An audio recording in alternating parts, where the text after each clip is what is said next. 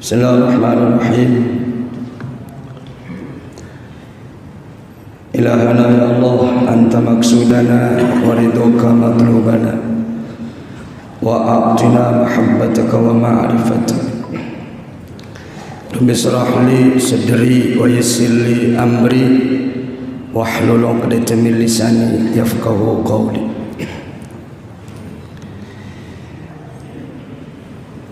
Assalamualaikum warahmatullahi wabarakatuh.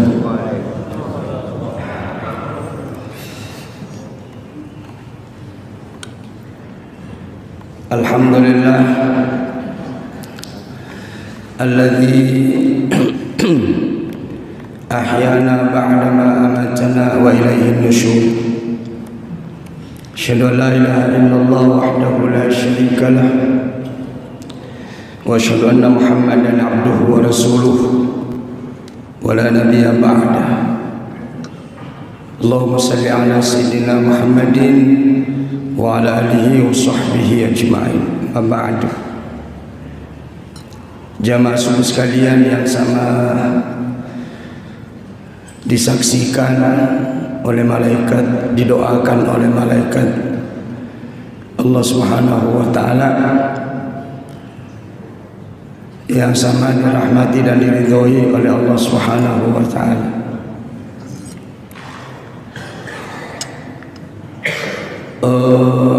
Judul yang diberikan kepada saya sekalipun saya belum sempat disampaikan, tapi tidak apa-apa ya, kita sudah siap. Kalaupun di dada, insyaallah saya siap untuk membawakan sesuai kemampuan saya.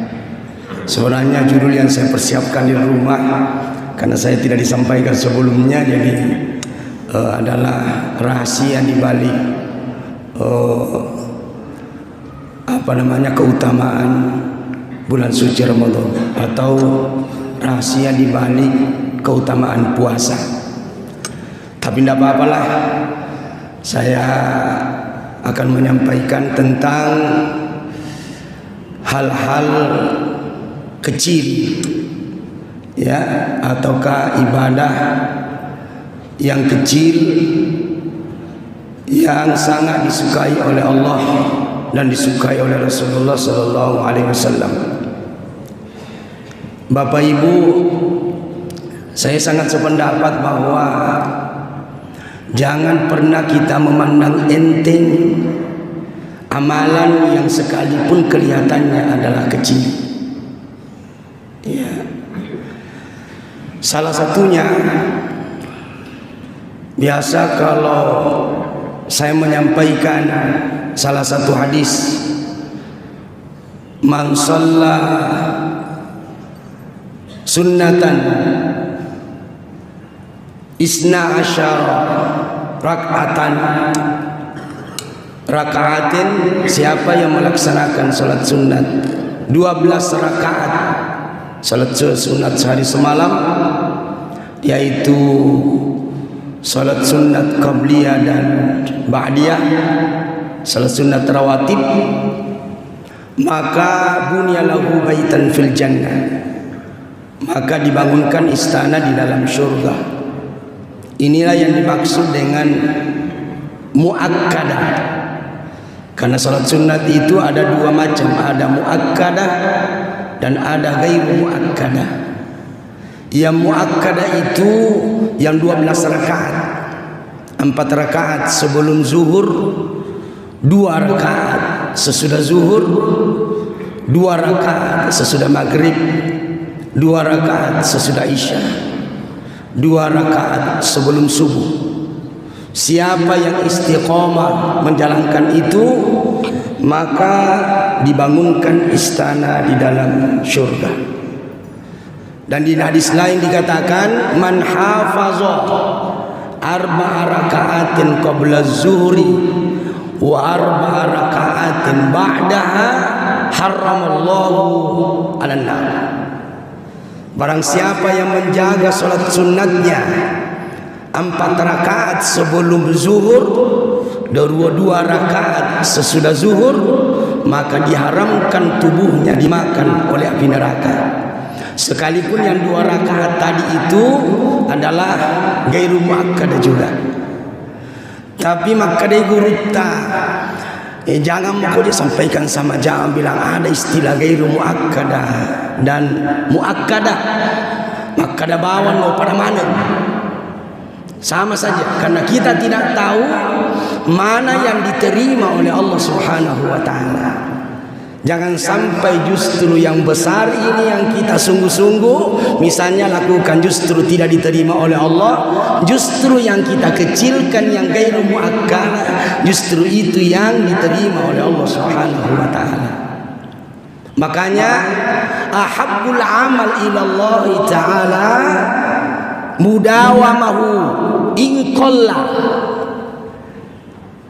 Amal yang paling disukai oleh Allah dan Rasulnya adalah amal yang sekalipun kecil, sedikit, tapi istiqomah.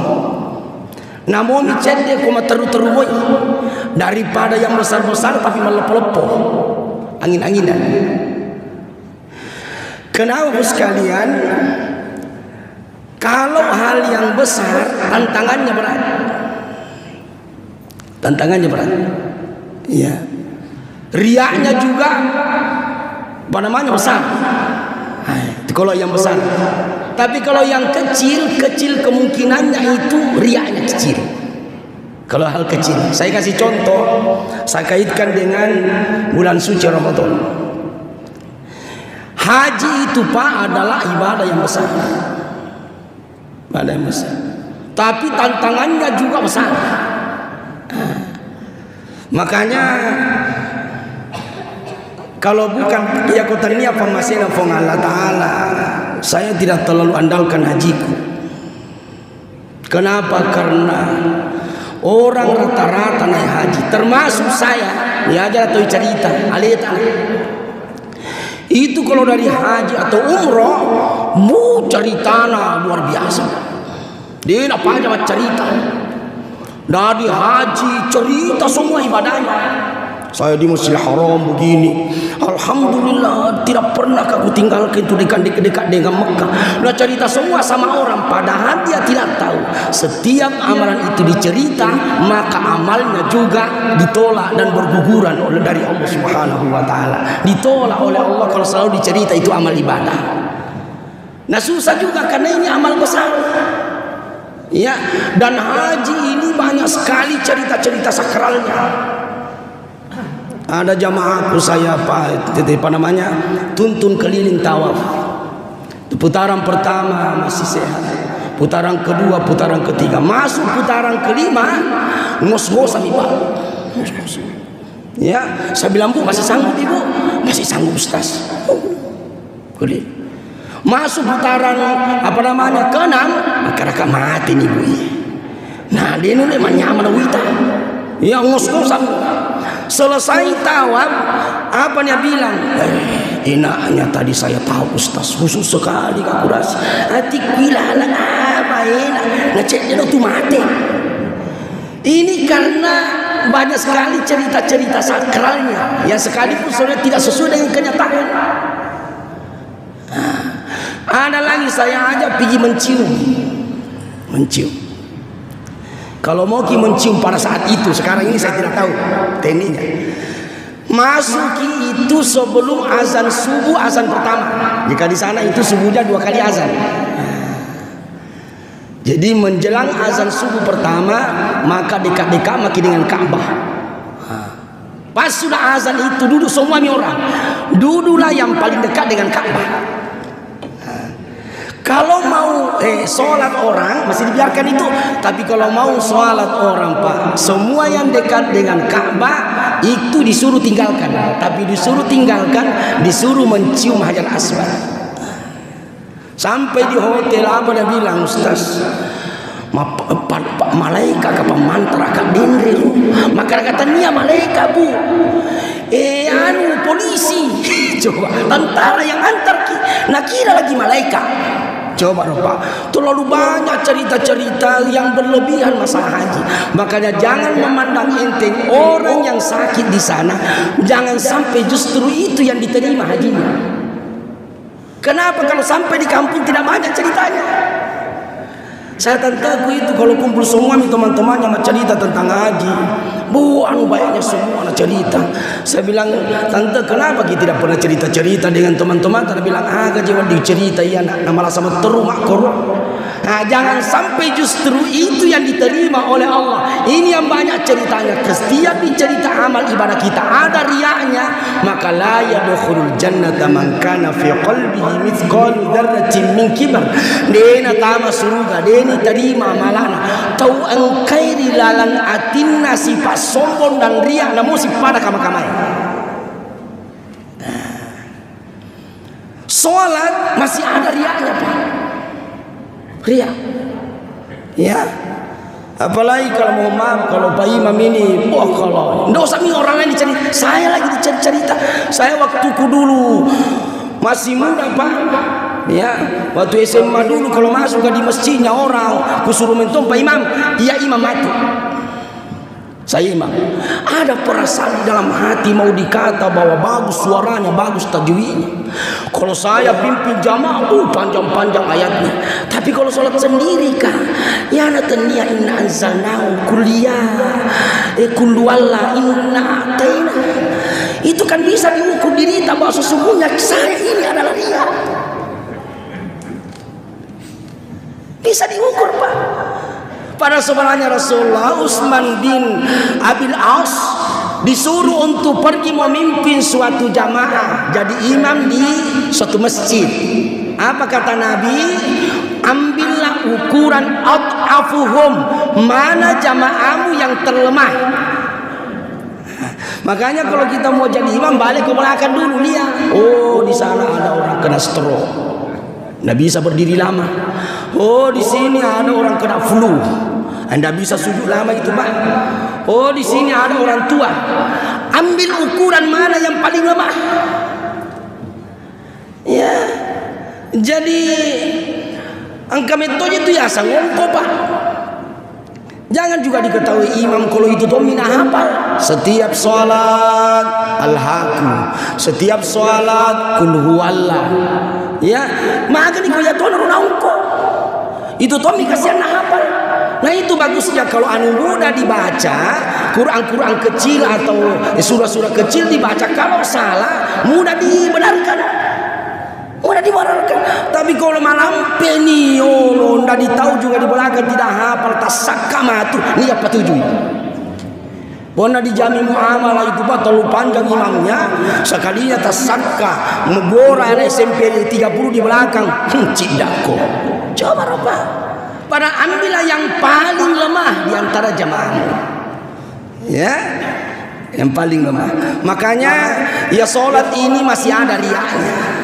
Sedekah, masih banyak riaknya, Pak. Apalagi yang besar-besar. Jadi kalau mau kiilah sebenarnya yang kecil-kecil tapi sering. Ketika ada orang itu mau diumumkan di masjid itu bersedekah 2.000 rupiah, haji anu 2.000 rupiah, tidak ada, Pak. Tapi jangan dipandang enteng, jangan sampai justru itu yang diterima oleh Allah. Kenapa? Karena riaknya tidak ada. Tapi coba nih kalau 1 juta. Ya, 1 kali 1 tahun, 1 kali 1 bulan menyumbang, tapi 1 juta. Pakai amplop itu. Ya tosia kalau mau kilas, Pak, jangan pakai amplop. Kasih masuk saya di kota amal, acak masuk. Tidak ada itu dia apa? Karena tantangannya berakar sudah besar nih. Hamba Allah tanpa nama nasarakan sama Pak Imam. Ya, atau nasarakan sama pengurus. Jangan disebut nama Pak, hamba Allah. Cocok nih hamba Allah tanpa nama, tapi nasi pengurus. Pengurus sudah tahu, berarti juga masih setengah-tengah. Ya, ataukah hamba Allah tanpa nama tapi lengkap alamatnya blok A nomor 10 sama jika apa? Ini kenapa? Karena kalau besar itu tantangannya berat. Disebut ria, tidak disebut, tidak ada dengar tetangga, akhirnya setengah-setengah. Ya, makanya jangan dipandang enteng yang kecil-kecil. Ya, makanya amalan yang full ikhlasnya, kenapa semua amalan Ramadan itu di atas rata-rata pahalanya diterima oleh Allah? Kenapa? Karena ikhlasnya full. Salah satu syarat diterimanya amal itu adalah ikhlas. Yang kedua adalah mutaba'ah, sesuai yang dicontohkan oleh Nabi. Ikhlas, Pak. Ya, sedekah ada riaknya, sholat masih ada riaknya.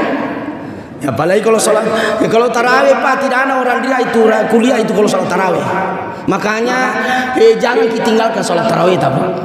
Sesuai kemampuan tak. Kalau cuma 2 rakaat tunggu. Kalau 8 rakaat 8 rakaat. Kalau tidak bisa kita contohi orang-orang dulu atau sahabat dulu, karena tarawih itu Pak aslinya itu nanti pada zaman Umar. Makanya Umar mengatakan hadza ahsanul bid'ah. Ini adalah bid'ah yang baik. Tidak pernah dilakukan oleh Nabi, tapi sahabat lakukan. Pada zaman Nabi itu baru qiyamul Ramadan, qiyamul lail. Jadi Rasulullah itu keluar suatu Ramadan, kata Aisyah, di 10 terakhir keluar dari rumahnya, kemudian pergi sholat di masjid. Ya, sahabat ikut di belakang, masih sedikit.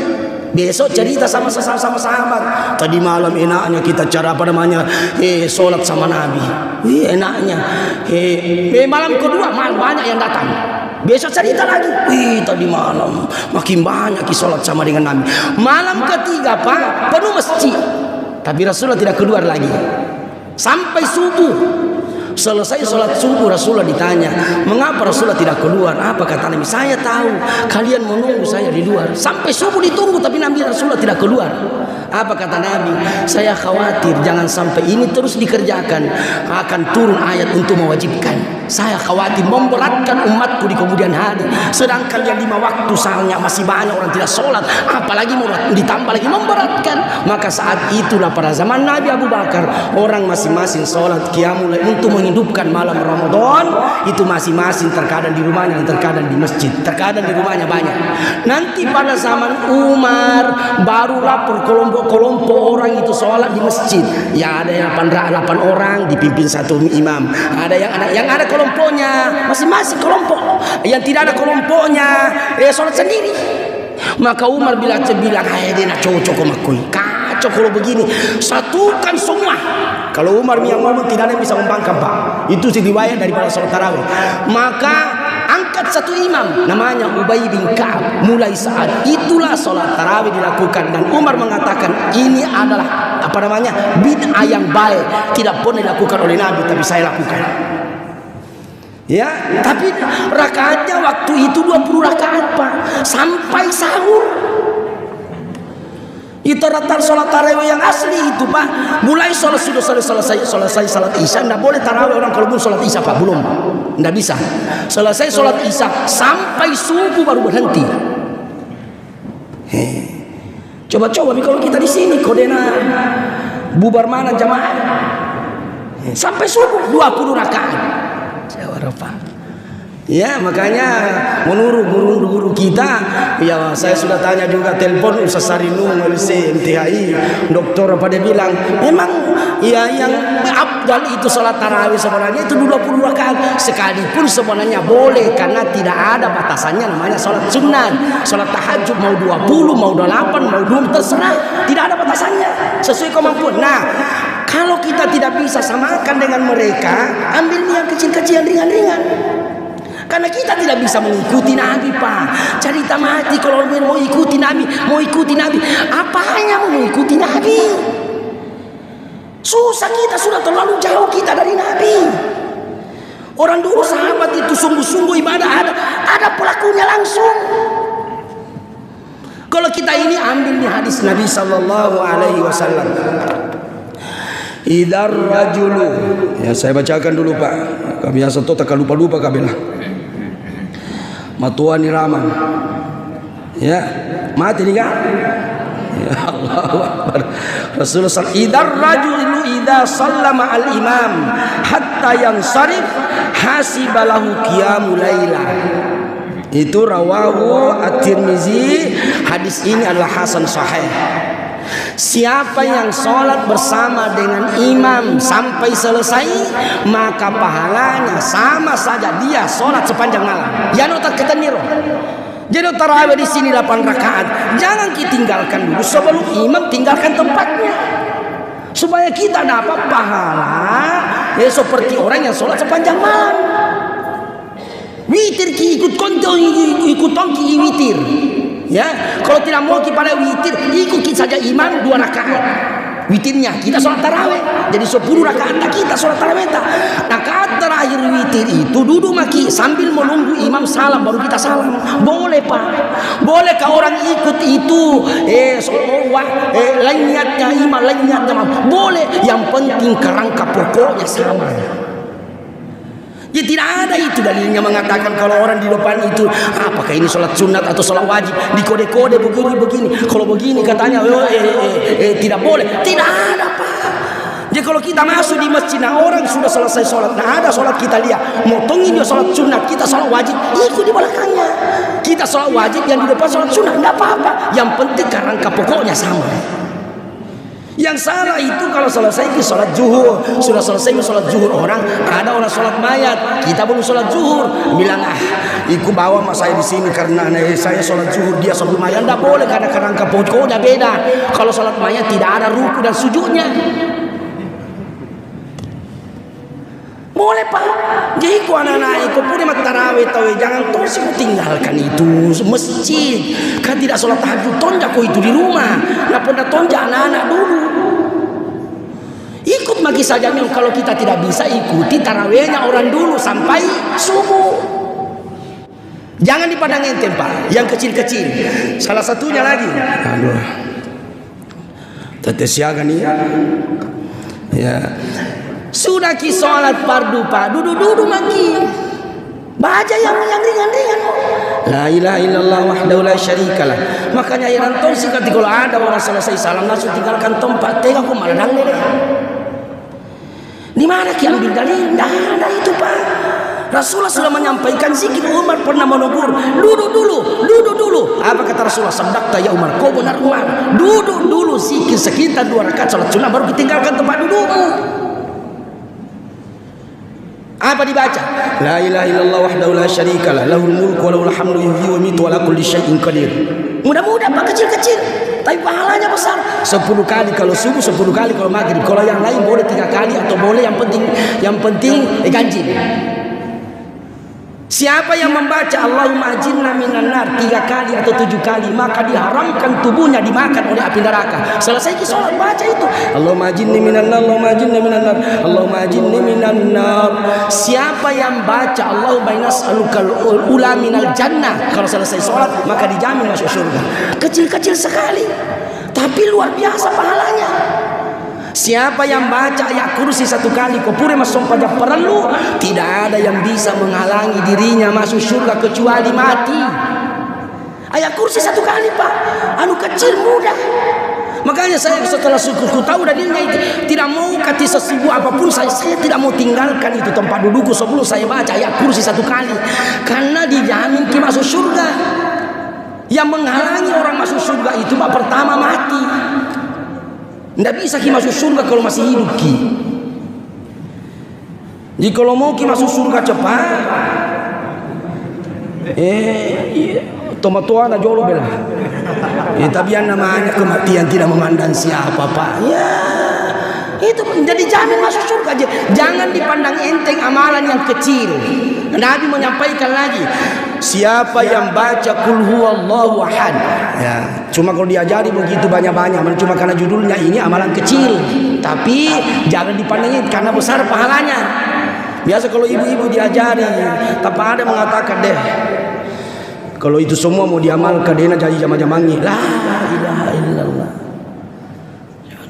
Siapa yang baca Qul huwallahu ahad di pagi hari 10 kali saja Pak, maka sudah pasti dijamin dibangunkan istana dalam surga. Qul huwallahu ahad saja. Qul huwallahu lam yalid wa lam yulad wa lam yakul lahu kufuwan ahad. Kecil tapi pahalanya besar. Dibangunkan istana di surga, tapi jajan terus itu makadah hayana roya ujama. gampang-gampang muyur aja tuh sumpah yang nggak bisa Pak ya, karena pokoknya itu kuncinya adalah sholat. Dan kemudian itu disuruh dilihat semua itu pahayalata misalnya dalam lemari dalam surga, tapi ketika mau dinikmati Allah bilang tiga kuncinya as-salatu miftahul jannah. Nah iya sumpah jangan Pak, kuncinya dicek. Ini semua amal kebaikan itu ada semua manfaatnya Pak. Cuma tidak bisa kita nikmati kalau tidak bagus, tidak ada kuncinya. Kuncinya adalah sholat fardu. Yang pertama diperiksa dia, kemudian dihisab. Inna awwala ma yuhasabun nasu bi yaumil qiyamah min amali as-shalah. Yang pertama diperiksa adalah sholat. Sama tonji kalau ibu-ibu bikin kue bermacam-macam kue baru simpan dalam lemari, kemudian ibu bawa kuncinya pergi, ada tamu datang, bapak yang ladeni nah bikin kami kopi atau susu, sementara minum itu nah lihat itu kue apa namanya, kue dalam lemari deh, banyaknya kue tapi apa nak bilang bapaknya, mau maaf tidak bisa kita makan karena nak bawa kuncinya ibu. Sama juga dengan itu ya, jangan tahu sih bilang ya orang makan pagau tidak boleh Pak, karena ya apa namanya, sholat adalah kunci dari semua kebaikan. Jadi yang mudah-mudah Pak, apa kata Nabi lagi ya, kalimatani khafifatani thaqilatani yuhibbuhumur rahman. Ada dua kalimat, ada dua kata sangat mudah kita ucapkan dengan dua bibir, dua lidah, satu lidah ini, tapi sangat besar dan berat pahalanya di sisi Allah. Apa itu? Subhanallahil azim wa bihamdi, subhanallahil azim wa bihamdi ya, atau kasih lengkap di subhanallah walhamdulillah wa la ilaha illallah wallahu akbar ya. Subhanallah memenuhi langit dan bumi pahalanya, alhamdulillah memenuhi timbangan kebaikan kita di yaumul mizan. Salah satu tempat yang akan kita lewati yaitu mizan. Saya biasa katakan sedikit lagi Pak Di, duduk maki juga ya, ini juga gampang, ini gampang. Mau ki dapat, mau ki haji ini hari Pak Bu, mau ki haji duduk maki sambil mendengar ceramah atau zikir-zikir, baca Al-Quran sampai terbit matahari ya. Man shallal fajr bi jamaah, tapi di masjid dia kok boleh. Siapa yang sholat subuh, yang sudah sering kita dengar ini, cuma ditambah-tambah lagi. Man shallal fajr bi jamaah ya, summa qa'ada, kemudian dia duduk sambil berzikir kepada Allah. Ini termasuk zikir Pak, karena kita membahas Al-Quran, mengkaji Al-Quran di bulan Ramadan itu luar biasa pahalanya ya. Kemudian dalam duduknya dia berzikir kepada Allah hatta tatlu asy-syams, sampai terbit matahari ya. Kemudian summa shalla rak'atain, kemudian dia salat sunat 2 rakaat. Ini juga tidak ada namanya itu salat sunnah dari Nabi, tidak ada Pak. Ulama yang memberi penafsiran itu namanya isyraq. Nabi cuma mengatakan summa shalla rak'atain, kemudian dia salat sunat 2 rakaat. Salat sunat apa namanya itu? Maka diadakan ijtihad. Oh, kalau naik sedikit matahari, sudah terbit matahari, namanya isyraq. Lewat sedikit, itulah dikasih nama usolli sunat al-isyraq. Maka pahalanya kanat ka'ajri hajjatin wa umratin tamma.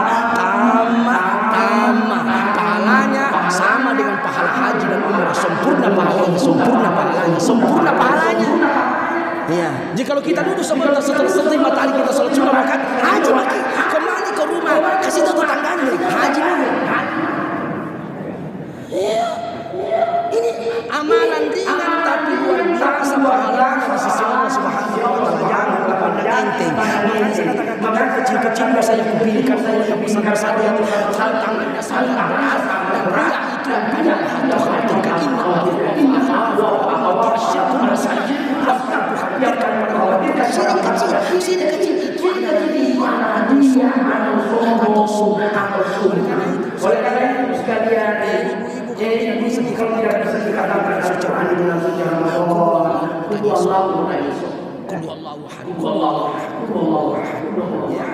Ya, jadi pada zaman Nabi Muhammad iman yang diangkat jadi iman tapi